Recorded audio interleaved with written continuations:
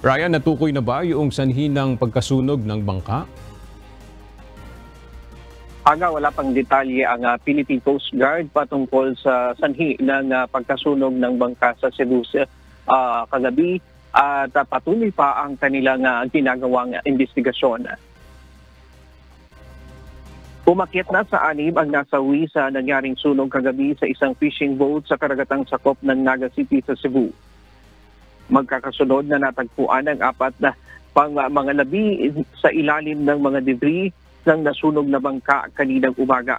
Sa inisyal na investigasyon ng Coast Guard Cebu, may narinig umanong malakas na pagsabog bago nasunog ang bangka. Sa lakas ng pagsabog aga, nagkalasog-lasog ang katawan ng isa sa mga nasawi. Nagtamo rin ng matinding sunog sa katawan ang mga labi ng iba pa. Pero hindi pa rin matukoy hanggang ngayon ng mga otoridad kung saan nanggaling ang pagsabog. Sa ngayon, accounted na ang lahat ng crew ng fishing boat.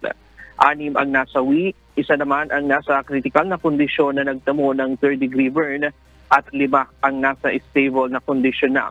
Nakikipag-ugnayan na rin ang Philippine Coast Guard sa may-ari ng FBCA King Brian ang bangka na nasunog.